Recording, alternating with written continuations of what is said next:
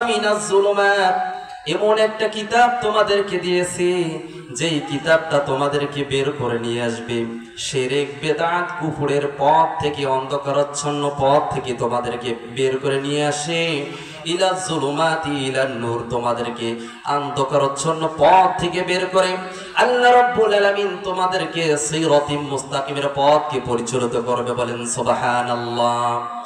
ভাইরা আমার, বন্ধুগণ আমার, আল্লাহ রাব্বুল আলামিন এত কিছু দেওয়ার পরে আল্লাহ তাআলা বলছেন কাইফা তাকফুরুনা বিল্লাহি ওয়া কুনতুম আমওয়াতান ফাআহইয়াকুম সুম্মা ইউমীতুকুম সুম্মা ইউহয়ীকুম সুম্মা ইলাইহি তুরজাউন।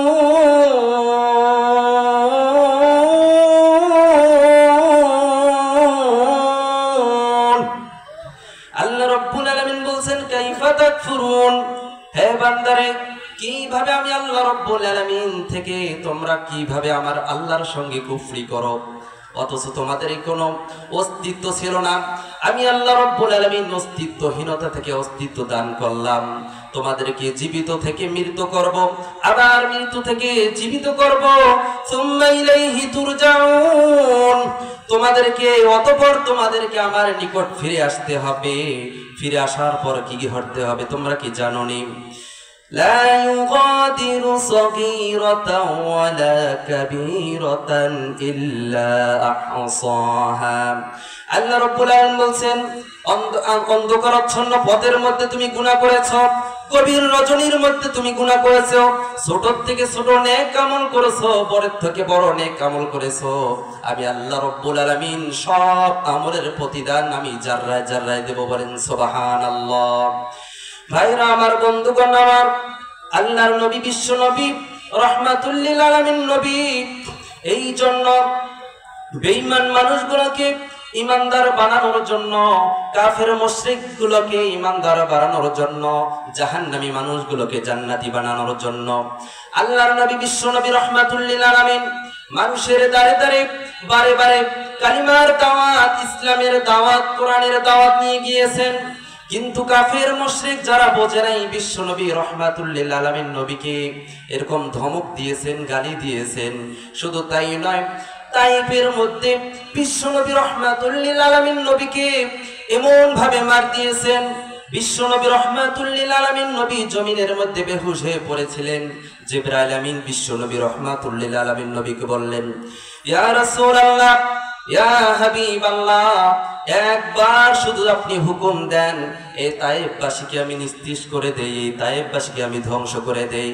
বন্ধুগণ আমার, বিশ্ব নবী রাহমাতুল লিল আলামিন নবী কেমন রাহমাতুল লিল আলামিন নবী ছিলেন, সেই কথায় আল্লাহ তাআলা পবিত্র কালামুল্লাহ শরীফের মধ্যে জানিয়ে দিয়েছেন।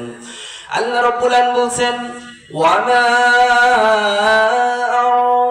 আরসালনাকা ইল্লা রাহমাতাল লিল আলামিন।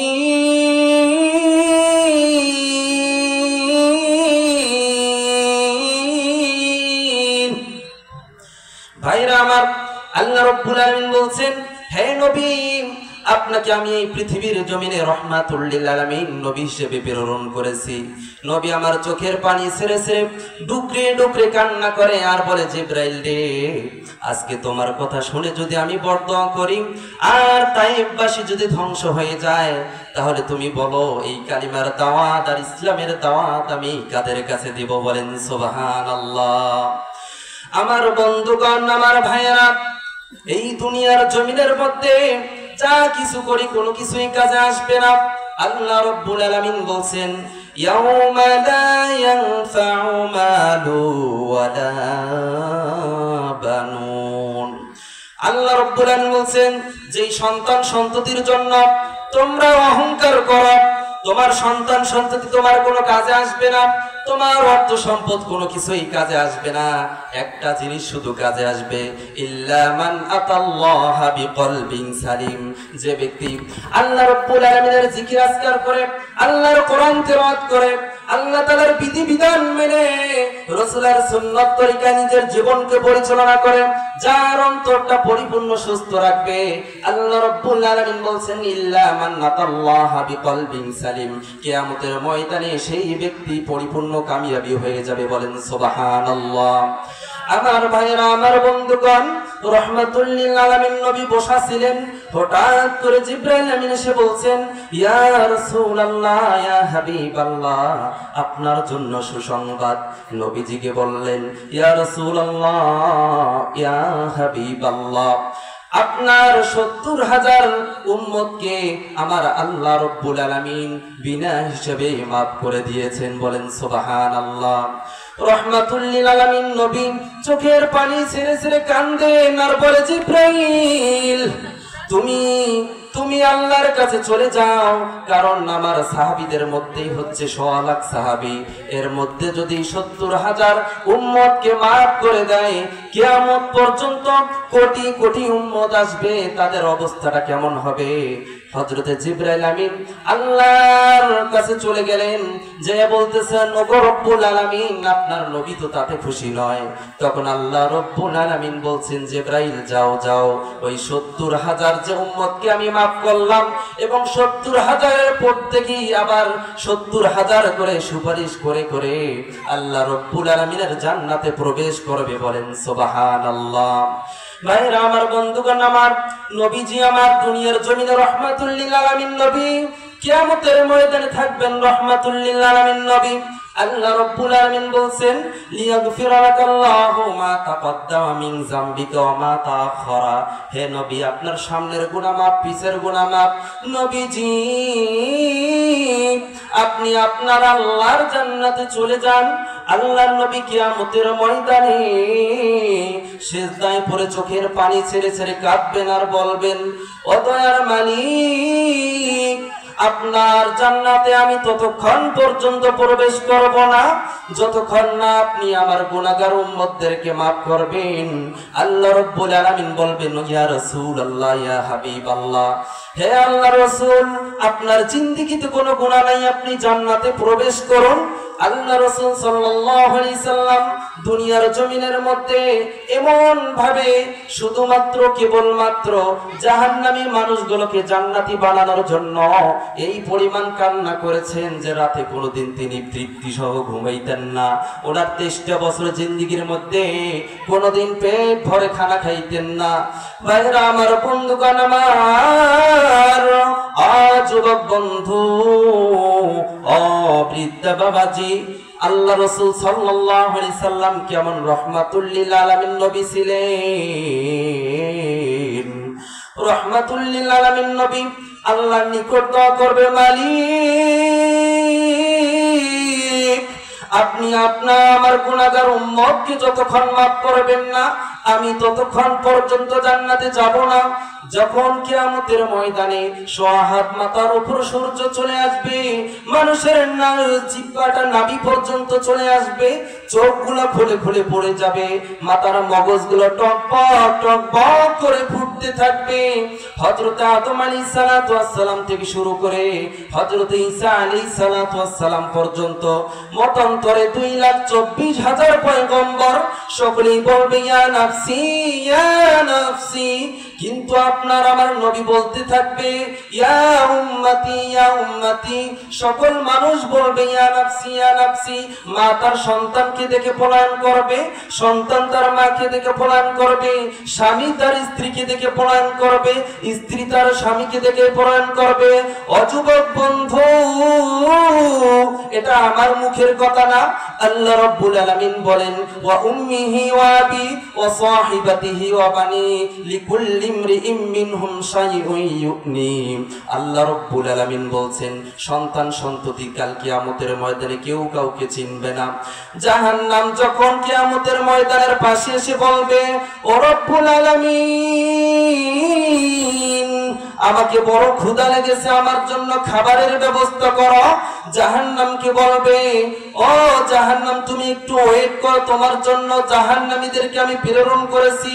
কাল কিয়ামতের ময়দানে যখন জাহান্নাম মানুষকে জিজ্ঞাসা করবে, ইয়াও তোমরা কোন কারণে এই জাহান্নামে এসেছো, তখন আমরা বলবো ক্বালু লাম নাকু মিনাল মুসাল্লিন।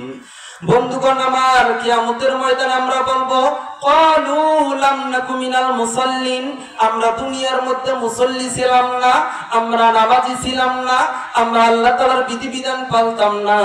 এই জন্য আল্লাহ রাব্বুল আলামিন কাল কিয়ামতের ময়দানে বলবে ফেরেশতাদেরকে, ও ফেরেশতা